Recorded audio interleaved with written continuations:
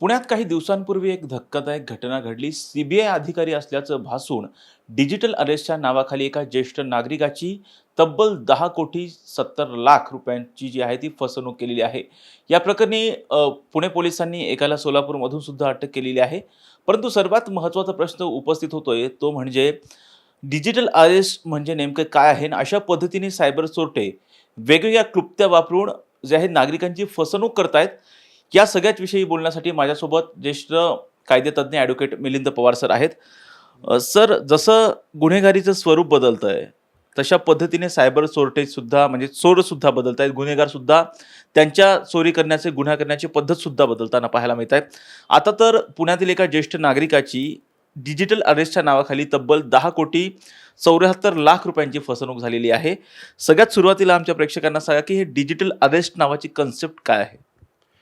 मुळात digital arrest हा शब्द हा सायबर क्राईममधील गुन्हेगारांनी तयार केलेला शब्द आहे. कायद्याचा विचार केला तर कायद्यामध्ये डिजिटल अरेस्ट हा शब्दच मुळात अस्तित्वात नाही. आणि मग डिजिटल अरेस्ट म्हणजे काय की तंत्रज्ञानाचा गैरवापर करून मुळात आता समाजाचा आपण विचार केला तर समाजामध्ये अज्ञान असणारे, घाबरट असणारे सगळ्या टाईपची व्हरायटी सगळे लोक असतात. आणि बरोबर हे सायबर क्राईमची लोक माणसाचा मानसशास्त्रीय कमकुवतपणा एखाद्याला बोलायचं आणि तो जर त्याच्या ह्याच्यामध्ये तो कॅच झाला की त्याला बोलण्यात गुंतून ठेवायचं आणि मग तो पुढचा क्राईम सगळा करायचा. आणि मुळात सायबर क्राईम हा असा डायरेक्ट होत नाही. पहिल्यांदा तुम्हाला फोन येतो, तुमची मेंटॅलिटी बघतात, तुम्ही किती स्ट्रॉंग आहे, किती हुशार आहे, किती घाबरट आहे, ते 1 मिनिटात कॅच करतात आणि त्याप्रमाणे मग ते गुन्ह्याला सुरुवात होती. डिजिटल अरेस्ट म्हणजे काय की मी ईडीचा अधिकारी आहे, मी सीबीआयचा अधिकारी आहे, मी कोर्टातला अधिकारी आहे, बरोबर आहे, किंवा मी कस्टमचा अधिकारी आहे, असले फोन लावायचे. तुमचं सिम कार्डचा वापर एका गुन्ह्यामध्ये सापडला आहे, मी सीबीआयमधून बोलतो आहे आणि सिमचा वापर तुमचा मोठ्या गुन्ह्यामध्ये झाला आहे, तुम्ही फोन बंद करू नका, असंच ठेवा, चालू ठेवा. तुमच्या नावाने एक पार्सल आलं आहे, त्यामध्ये ड्रग्ज सापडलेत, तुमचा ॲड्रेस सापडला आहे, मी सीबीआयमधून बोलतो आहे, पोलीसमधून बोलतो आहे, बरोबर आहे, किंवा तुमच्या विरोधात असा जुना खटला पेंडिंग होता आणि त्यामध्ये आता वॉरंट निघालं आहे, तुम्हाला अटक होऊ शकते, मी कोर्टातून बोलतो आहे.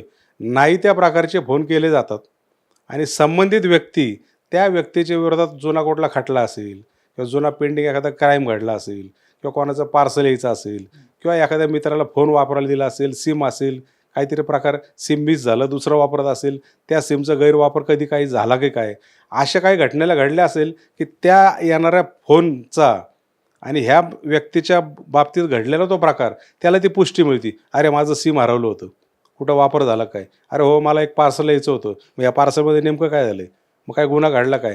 आणि बरोबर ते सायबर क्राईममधले जे गुन्हेगार असतात ते एवढे शार्प असतात, तुमची मेंटॅलिटी ओळखून तुम्हाला ब्लॉक करतात. आहे असं बसून राहा, फोन चालूच ठेवा, तुम्ही इकडे तिकडे जाऊ नका. तुम्हाला आता डिजिटल अरेस्ट केली की माणूस घाबरतो. अरेस्ट म्हणले की बऱ्याचशा लोकांना घाम फुटतो. आता वकील म्हणून आम्ही नेहमी बघतो, सामान्य माणसाला भीती वाटतीच. अरेस्ट हा शब्द आला काय, तुम्हाला डिजिटली अरेस्ट केलं आहे आणि तुम्ही जर तिथून हालचाल केली तर हे होईल ते होईल असं केलं की माणूस घाबरतो आणि त्यातनं हा सगळा प्रकार घडतो. असं एक वकील म्हणून नेहमीचा आमचा अनुभव आहे. म्हणजे डिजिटल अरेस्ट म्हणजे त्या व्यक्तीला फक्त बसून ठेवलं जातं. डिजिटल अरेस्ट म्हणजे समोरून फोन येतो की ॲडव्होकेट पवार बोलताय का, हो बोलतोय. हां, मग ते तुम्ही राहायला शिवाजीनगर पुण्यामध्ये राहताय, हो बरोबर आहे. मग तुमचा सिम कार्ड, तुमचा मोबाईल नंबर हा आहे, बरोबर आहे. तर तुमचा सिमचा वापर होऊन अमुक अमुक ठिकाणी अशा प्रकारचा गुन्हा घडला आहे आणि तुमच्या सिमचा गैरवापर झालेला आहे. नाही पण ते माझं सिम हरवलं होतं, मग मी मिसिंग कंप्लेंट दिली होती, ते आम्हाला बाकीचं माहीत नाही. त्या गुन्ह्यामध्ये ते सगळं निष्पन्न झालं आहे, तुमचा नंबर डिटेक्ट झाला आहे, तुम्हाला तपासायला लागलं, तुम्ही हलू नका जागेवरून, तुम्हाला आम्ही आता डिजिटल अरेस्ट केली. आणि मग हे बोलण्याची पद्धत मुळात ते एवढे शार्प असतात. आणि मी जर कमकुवत असेल तर मी एक 5 मिनटाकरता घाबरतो, अरे बापरे हे काय घडलं आहे, आणि तुम्ही अजिबात हलू नका. मग तुम्ही एक काम करा, आता हे जर करायचं असेल तुम्ही असं करा, तुम्ही इकडे लिंक पाठवा, ही लिंक घ्या, माझा मेल येईल, माझा मेसेज येईल, माझा OTP येईल. आणि हे सगळं बरोबर करून एक तर तुमच्या अकाउंटमधनं पैसे काढायला लावतात, तुम्हाला पैसे द्यायला लावतात, किंवा आमचा माणूस येईल त्याच्याकडे एवढे पैसे जमा करा, मी बाकीचं बघतो. मुळात माणूस घाबरलेला असतो. आता आपण हनी ट्रॅपचे जर पाहिले तर त्यामध्ये देखील असलेच प्रकार घडलेत. माणसाला गुंतून ठेवायचं, थोड्या वेळात माणूस येईल. मुळात माणूस, कुठलाही माणूस म्हणजे प्रत्येकाची इब्रतीला इज्जतीला जपूनच असतो आणि त्याला असं वाटतं की हा साला काही प्रकार ओपन झाला आणि बेआबरू होईल आणि त्या भीतीने मग तो माणूस येतो, एवढे एवढे पैसे द्या, आम्ही कुठं वाच्यता करणार नाही, मिटून जाईल. इतके ते फास्ट बोलत असतात, तुम्हाला ते संधी पण मिळून देत नाही. आणि पूर्ण आपण ज्याला म्हणतो ना हिप्नोटाईज, त्या फोनद्वारे समोरच्या व्यक्तीला अशा प्रकारे हिप्नोटाईज केलेलं असतं की तो माणूस किती हुशार असला तरी त्या वेळाकरता तो गाफील होतो. त्या वेळाकरता तो जे प्रश्न विचारेल त्याला तो उत्तरं देत बसतो. तो जे सांगेल त्या प्रकारची तो कृती करतो. असे सायबर क्राईमचे जे गुन्हे घडलेत त्याचा बारकाईने अभ्यास केला तर हे सगळं आजपर्यंतच्या आमच्या अभ्यासामधून निदर्शनास आलेलं आम्हाला दिसतं. सर, डिजिटल अरेस्ट अशी काही कायद्यामध्ये काही अशी कन्सेप्ट वगैरे आहे का? डिजिटल अरेस्ट अगोदर मी सांगितलं की हा गुन्हेगारांनी तयार केलेला शब्द आहे. कायद्यामध्ये अशी तरतूद नाही, त्याला वेगळा कुठला कलम नाही. डिजिटल अरेस्ट कधी होत नाही, डिजिटल अरेस्ट तर होतच नाही. आणि अशा फोनद्वारे मग CBI असेल, ED असेल, कोर्टाचा अधिकारी असेल, कस्टमचे अधिकारी असतील, कुठल्याही गव्हर्नमेंटचे ऑफिशियल फोनद्वारे तुमचं असं असं झालं आहे, मग तुम्ही हे पैसे भरा, इतके जमा करा, आम्ही असं करू, फोनवर कुठलाही व्यवहार होत नसतो. गव्हर्नमेंट एजन्सीचा विचार केला, समजा न्यायालयामध्ये एखादा खटला पेंडिंग आहे, ॲक्सिडेंटची केस असेल, तुम्ही रीतसर न्यायालयामध्ये गेले, गुन्हा कबूल केला, तिथं दंड भरून तुम्हाला रीतसर पावती मिळते.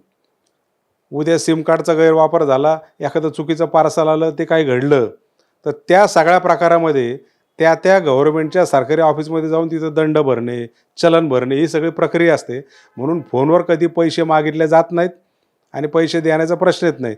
पण हे मी आत्ता जे सांगितलं, अशा प्रकारच्या फोनमध्ये एखादा गुरफटला आणि त्याला जर बळी पाडला, म्हणजे 100मध्ये एक 5 लोक तरी असे आहेत की ज्याला कायद्याचं अज्ञान असतं, घाबरट असतो किंवा बा आपल्या आपल्या इज्जतीला जपून असतो, नको काही कळायला, आणि त्या सगळ्या भीतीपोटी हे गुन्हे घडतात. आणि म्हणून सायबर क्राईम करणारे गुन्हे पहिली भीती निर्माण करतात आणि मग गुन्हा करतो. म्हणजे डायरेक्ट गुन्हा कधी होत नाही. पहिल्यांदा समोरच्या व्यक्तीच्या मनात भीती निर्माण करायची आणि मग गुन्ह्याला सुरुवात करायची. हा सगळा सायबर क्राईमचा सगळा प्रकार आहे. आणि डिजिटल अरेस्ट हा तर कुठं शब्द नाही आणि डिजिटल अरेस्टचा असं कायद्यामध्ये कुठलं प्रावधान नाही. आणि जर म्हणजे मी आपल्याद्वारेच नागरिकांना सांगतो, असा जर कोणाला फोन आला तर तात्काळ तुम्ही 1903 यावर फोन लावायचा आणि जो काही फोन आला पटकन तिकडे दिला तर सायबर पोलिसांमार्फत त्याची इन्क्वायरी होऊ शकते. हा आमचा नेहमीचा अनुभव आहे. सर, अशा पद्धतीने जर एखाद्याकडून आर्थिक गुन्हा झाला असेल, म्हणजे डिजिटल स्वरूपामधला किंवा ऑनलाईन पद्धतीने असा आर्थिक गुन्हा झाला असेल, तर कशा पद्धतीने अटक करण्याची त्या आरोपीला तरतूद असते? नाही नाही, आता समजा एखादा गुन्हा घडला आणि मग त्यांनी सायबर क्राईमला तक्रार दिली की असा असा फोन आला आणि मग इतक्या घाईमध्ये मला सांगितलं की तुम्ही हे करा, ते करा, हे करा, मग तो OTP आला की पटकन द्या, आणि OTP दिला आणि ते बोलल्या बोलल्या त्याच्या अकाउंटमधले पैसे ट्रान्सफर झालेले असतात. हे त्या व्यक्तीला ज्या वेळेला कळतं, बट नॅचरल आहे की तो संबंधित व्यक्ती सायबर क्राईम असेल किंवा त्या स्थानिक त्याच्या ज्युरिडिक्शनमध्ये जाऊन कंप्लेंट देतो. कंप्लेंट दिले की FIR दाखल होती. FIR झाले की पोलीस मोशनमध्ये येतात, तपास सुरू होतो आणि मग पोलीस बारकाईने सगळा तो तपास करून ह्याचं उगमस्थान कुठे आहे हा नेमका गुन्हा घडलाय कुठून. बऱ्याच वेळेला असं दिसतं की हे सगळे गुन्हे परराज्यातून घडतात आणि हे बऱ्यापैकी पोलिसांना माहिती असतं. त्या अनुषंगाने तपास करून त्या लिंकपर्यंत जर पोचले तर संबंधित गुन्हेगाराला पोलीस अटकही करतात. अटक केल्यानंतर तपासामध्ये निष्पन्न होतं की ह्या अशा प्रकारच्या गुन्ह्यातून ह्याने जमा केलेले पैसे कुठं ठेवलेत. मग ते अकाउंट त्याचे फ्रीज केले जातात. त्या व्यक्तीला कळवलं जातं की असा असा आरोपी पकडला आहे, तुमचे अकाउंट असे फिरत फिरत फिरत पैसे गेलेत, ह्या अकाउंटमध्ये पैसे जमा आहेत, तर तुम्ही वकिलांचा सल्ला घ्या, न्यायालयामध्ये अर्ज करा, तुमचे गेलेले पैसे तुम्हाला परत मिळतील. ही सगळी कायद्याची प्रक्रिया आहे. जेव्हा सर या प्रकरणामध्ये जे फिर्यादी असतात, फिर्यादीची फसवणूक होतीये, म्हणजे आपण जसं बघतो की अनेक जणाला, जसं तुम्ही सांगितलं की प्रत्येकाला आपली इब्रत प्यारी असते, त्यामुळे प्रत्येकजण काहीतरी मध्यम मार्ग काढण्याचा प्रयत्न करतो आणि त्यामुळे हे सायबर चोटे अशा पद्धतीचे गुन्हे हे घडवत असतात, अशा पद्धतीने फसवणूक करत असतात. ज्यावेळी एखाद्या व्यक्तीकडून अशा पद्धतीचा गुन्हा घडतो, म्हणजे त्यांनी आर्थिक फसवणूक केली हे त्याला माहिती आहे, अशा वेळी पोलीस कशा पद्धतीने त्याला अटक करू शकतात? तसे त्याचाच फायदा ज्या पद्धतीने सायबर चोरटे घेतात, सांगतात की तुम्हाला आम्ही डिजिटल अरेस्ट केलेली आहे, परंतु कायदेशीर भाषेमध्ये किंवा पोलिसांकडून अशा पद्धतीचे फिर्यादी असतात, त्यांच्याकडून अशा पद्धतीचा जेव्हा गुन्हा घडला जातो तेव्हा अटक करण्याची पद्धत कशी असते? कारण तुम्ही जसं सांगितलं की डिजिटल अरेस्ट अशी कन्सेप्टच नाही. हां, डिजिटल अरेस्टची कन्सेप्ट नाही आहे, कायद्यात तरतूद नाही. पण अशा प्रकारचे गुन्हे घडल्यानंतर आता माझ्याकडे सायबर क्राईमचे बरेच केसेस आहेत. मागच्याच महिन्यातली गोष्ट आहे. 2 केसेस होत्या माझ्याकडेच आहेत. एक येरवडा पोलीस स्टेशन पुणे आणि एक खडकमाळाळी पोलीस स्टेशन पुणे. या केसमध्ये काय झालं, आता येरवड्याच्या केसमध्ये काय झालं, की ठराविक एका दुकानदाराने काही पोरांना हेरलं, की तुम्हाला ठराविक प्रकारचं इन्कम मिळेल. बरोबर आहे. मग आम्ही काय करायचं? काय नाही, तुम्ही तुमचं अकाउंट फक्त बँकेत उघडा. आधार कार्ड आहे ना तुमचं? आधार कार्डला जाऊन त्याने बँकेत अकाउंट उघडलं. बरोबर आहे. अकाउंट उघडायला तुम्हाला सिम कार्ड द्यायला लागतं, मोबाईल नंबर. मग हे सिम घे, हा मोबाईल नंबर दे. मोबाईल नंबर, आधार कार्ड, बाकीचे पेपर रीतसर त्याने त्याला माहीत पण नाही. बरोबर. त्याच्या नावावर अकाउंट उघडलं. मग दर महिन्याला तुम्हाला शेअर ट्रेडिंग किंवा इतर व्यवसायातून तुमच्या अकाउंटला पैसे मिळतील. तुम्हाला हे काम करावं लागेल. अशा प्रकारची दिशाभूल करून अकाउंट उघडायला लावले. सायबर क्राईम घडला आणि हे जे काही अकाउंट होते, आता ह्याच्यामध्ये 8 ते 9 मुलं होती. काही त्यात फॅमिली पण होते, वडील, मुलगा सगळेच. आणि अशा प्रकारच्या ह्या गुन्हेगारांनी हे सगळे अकाउंट हैदराबादला पाठवले. हैदराबादनी जो सायबर क्राईम केला, आता त्या गुन्हेगाराने काय केलं, की समजा त्यांनी तुम्हाला फोन लावला, की असा असा प्रकार घडला आहे, तर असं झालं आहे, तुम्हाला घाबरून टाकलं, की तुमचं असं असं येणं आहे आणि तुम्हाला सांगितलं की तुमच्याकडे OTP येईल, तेवढा तो OTP आम्हाला द्या, आपण असं असं करू. तुम्ही OTP पण दिला आणि तुम्हाला सांगितलं की तुम्ही हे जे पैसे तुम्ही ह्या अकाउंटला ट्रान्सफर करा. तर तुम्ही पैसे कुठं पाठवले? त्या पोरांच्या अकाउंटला. त्या पोरांच्या अकाउंटला जमाही झाले. जमा होऊन ज्यांनी ते केलेले सगळा प्रकार आहे, तो जो गुन्हेगार आहे, त्या अकाउंटला पैसे गेले आणि काही सेकंदामध्ये ते पैसे त्याच्या अकाउंटला ट्रान्सफर झाले. म्हणजे त्या पोरांच्या अकाउंटला काही पैसे राहिलेच नाहीत. परस्पर व्यवहार घडत होते आणि शेवटी ते बँकेची नोटीस आली त्या पोरांना, की तुम्हाला असं असं काही तुमचे व्यवहार होत आहेत, तुम्ही बँकेत आहे. मग त्यांना कळले की बरेच ट्रान्झॅक्शन झालेत, पण यातला आम्हाला काहीच माहीत नाही. कारण तो मोबाईल नंबर जो दिला होता त्याचा ॲक्सेस त्या गुन्हेगाराकडे असणार. बँकेचा मेसेज त्याला जायचा, म्हणजे फ्रॉड करायचा, पैसे इकडं भरा आणि तो तिकडं पैसे काढून घ्यायचा. पण पोलिसांनी बरोबर शिताफीने हैदराबादमधल्या आरोपींना पॉईंट आऊट केलं, त्या आरोपींना पकडलं. त्या अकाउंट सगळे फ्रीज झाले, अकाउंटला पैसे सापडले. आता ते पुढची सगळी प्रोसेस चालू आहे. म्हणजे गुन्हा घडल्यानंतर रेग्युलर जी अरेस्ट असते, आरोपीला कस्टडीत घेणं, त्याला न्यायालयासमोर हजर करणं, सायबर क्राईमसाठी असं वेगळं कुठलं कोर्ट नाही. फक्त पोलिसांची एक एजन्सी आहे की सायबर क्राईम, त्यामध्ये एक्सपर्ट पोलीस असतात, ते तपास करतात. पण त्याला त्या पोलिसांच्या हद्दीमधलं जे ज्युरिडिक्शन आहे त्या कोर्टामध्ये आरोपीला न्यायला लागतं. पोलीस कस्टडीची मागणी केली जाते की याने आत्ता अशा प्रकारचे किती गुन्हे केलेत आणि त्या तपासामध्ये ते निष्पन्न होतं. म्हणजे अटक करण्याची वेगळी कुठली प्रोसिजर नाही. सायबर क्राईम त्यांना लागू होतो. संबंधित कोर्टापुढे त्याला हजर करून कस्टडी घेऊन तपास केला जातो आणि जर त्यांच्याकडनं काही पैसे रिकवर झाले तर संबंधित फिर्यादीला मिळू शकतात. अशा बऱ्याचशा केसेसमध्ये आतापर्यंत घडलेले. सर, असं ऑनलाईन पद्धतीने कोणकोणते प्रकार आहेत ज्या माध्यमातून नागरिकांची सायबर चोरटे फसवणूक करू शकतात? असे कोणकोणते प्रकार आहेत आणि असे कोणकोणत्या पद्धतीचे गुन्हे अद्याप घडलेले आहेत? आता त्यामध्ये कसं आहे, माझ्याकडे अजून दुसरं एक मॅटर आहे त्यामध्ये, की आमचा जो काही होता त्याला आरोपी केला, चांगल्या घरातला माणूस आहे, की तो आपला व्हॉट्सअपवर त्याला लिंक आली आणि मग तुम्हाला शेअर ट्रेडिंगमध्ये इंटरेस्ट आहे का? ते आपला बसला का? हो आहे बाबा. असं म्हणताच त्याला लगेच एका ग्रुपवर ॲड करून घेतलं, की हा सगळा आमचा शेअर ट्रेडिंगचा ग्रुप आहे आणि आम्ही शेअर ट्रेडिंग करतो आणि सगळ्यांना त्याचे बेनिफिट मिळालेत. त्याला वाटलं मोठा ग्रुप दिसतोय, 100-200 लोक दिसत आहेत, जॉईन झाला. त्याच्यावरनं मग चॅटिंग, मेसेज सुरू झाली आणि मेसेज येता येता मग त्याला हळूच विचारून घेतलं की तुमचं अकाउंट कुठल्या बँकेत आहे, मग तुम्ही ते डीमॅट आहे का तुमचं, असे त्याला गुंतवून ठेवून एक 2-3 महिने तो चॅटिंग करत बसला. त्या 2-3 महिन्यामध्ये सगळ्या डिटेल्स त्याच्याकडनं काढून घेतल्या आणि एक दिवशी जवळपास 2.5-3 लाख रुपये त्याच्या अकाउंटला आले आणि काही सेकंद ते ट्रान्सफर झाले. मग त्या जे गुन्हेगारांनी केले, मग तपासामध्ये हाय निष्पन्न झाला. तू कोण आहे? नाही, म्हणजे मी चॅटिंग करतो, मी शेअरसाठी करत होतो, पण तुझ्या अकाउंटला पैसे आले, मलाच माहीत नाही. तोही आरोपी झाला.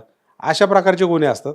आणि बाकीचे गुन्हे म्हणजे तुमच्या नावाने पार्सल आलं आहे, तुमच्या नावाने कोणीतरी गिफ्ट पाठवलं आहे, बरोबर आहे, तुमच्या सिम कार्डचा गैरवापर झाला आहे, तुम्ही अशा प्रकारचा गुन्हा केला आहे, एवढे पैसे दिले तर असं असं होईल, किंवा तुम्ही सिग्नल तोडलेत, एवढं तुमच्या नावावर पेंडिंग आहे, 10,000 रुपये पेंडिंग आहे, तुम्ही एक काम करा, 7,000 भरा, 3,000 डिस्काउंट देऊन टाकू. आणि माणूस जर तेवढा त्या मोह टाळला आणि तो जर त्याला भाळला, तर अशा प्रकारच्या फसवणुकीच्या घटना महाराष्ट्रात देशभर घडत आहेत. तंत्रज्ञानाचा 100% गैरवापर करून हे करणारी टोळी सक्रिय झालेली आहे. आणि म्हणून जर समाज सुशिक्षित झाला, ज्ञानी झाला, त्यातलं नॉलेज असलं आणि न घाबरता जर केलं तर सायबर क्राईमला आळा बसू शकतो, असे वकील म्हणून मला वाटतं. सर, तुम्ही जसं म्हणालेलं आहात, की अशा पद्धतीची एक सायबर टोळी जे आहेत, ते अनेक सक्रिय आहेत. ते तंत्रज्ञानाचा वापर करून अशा पद्धतीचा गैरवापर करतायत आणि त्यामुळे मोठ्या प्रमाणामध्ये नागरिकांची फसवणूक होते. या बाबतीमध्ये म्हणजे सरकारी यंत्रणा असतील किंवा पोलीस यंत्रणा असतील, त्यांनी काय करणं हे गरजेचं आहे, जेणेकरून अशा पद्धतीचे गुन्हे किंवा नागरिक अशा भूलथापांना बळी पडणार नाहीत? आता आपण पोलिसांचा विचार केला तर पोलीस आपल्याला वरच्यावर आव्हान करतात की तुम्हाला असे फ्रॉड कॉल येतील, सस्पेक्टेड कॉल येतील, स्पाम कॉल येतील. ते त्या ट्रू कॉलरवर कळतं आपल्याला. बऱ्याच वेळेला काय होतं की अननोन नंबर असतात. हल्ले आपणही उचलत नाही. अननोन नंबर नुसता उचलला तरी गुन्हा घडतो. असले देखील प्रकार घडलेत. म्हणजे हे तंत्रज्ञानाचा गैरवापर करून हे गुन्हेगार एवढे एक्सपर्ट झालेत, म्हणजे पोलिसांचा तपास जर इथपर्यंत पोहोचला असेल तर हे गुन्हेगार त्याच्या पुढं पोचलेले असतात. हा पुढं कसा गुन्हा घडवायचा. एवढंच काय, तंत्रज्ञानाचा वापर करून डुप्लिकेट नोटा छापणारे सुद्धा टोळी परवा पकडली. म्हणजे अशा प्रकारचे गुन्हे घडतायत. पोलीस वारंवार आव्हान करतायत आणि म्हणून समाजाने तंत्रज्ञानाचा वापर करत असताना सुशिक्षित होणं गरजेचं आहे. घाबरून जाता कामा नये. कोणाचा जरी फोन आला आणि तुम्ही सगळी माहिती सांगत बसले, 100% फसवणूक होऊ शकते. नोन नंबर असेल तर विषयच नाही, पण तुमचे फोन हॅक केले जातात. व्हॉट्सअप तुमचा हॅक केला जातो. पासवर्डचा वापरून फेसबुक असेल, ट्विटर असेल, अनेक गोष्टीमधनं तुम्हाला धमक्या येतात, आमिषं येतात, हनी ट्रॅपचे फोन येतात.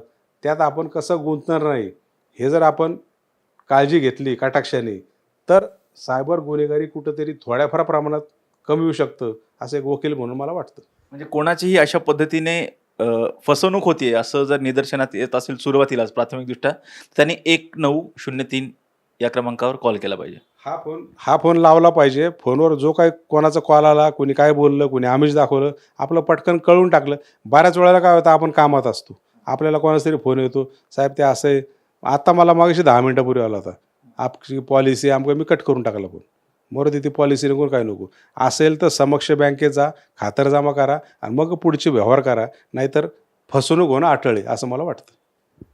आपण पाहतो की तंत्रज्ञानाच्या युगामध्ये मोठ्या प्रमाणामध्ये सायबर चोरटे वेगवेगळ्या क्लुप्त्या वापरून सामान्य जनतेची फसवणूक करताना पाहायला मिळतात. जसं एक प्रकरण पुण्यात सुद्धा घडलेलं होते. एका ज्येष्ठ नागरिकाची डिजिटल अरेस्टच्या नावाखाली तब्बल 10 कोटी रुपयांची जी आहे ती फसवणूक करण्यात आल्याची घटना आपण पाहिलेली आहे. खरं तर या प्रकारामुळे नागरिकांनी सुद्धा कुठेतरी जागरूक होणं गरजेचं आहे आणि त्याचबरोबर तुमची अशा पद्धतीची जर फसवणूक होत असेल तर तुम्ही 1903 या क्रमांकावर 1930 1930 या क्रमांकावरती कॉल करून तुम्ही तुमची तक्रार जी आहे ती नोंदवू शकता. तुर्तास येथेच थांबूयात. व्हिडिओ जर्नालिस्ट निलेश लोहारसह राजरत्न चोंधे, टॉप न्यूज मराठी, पुणे.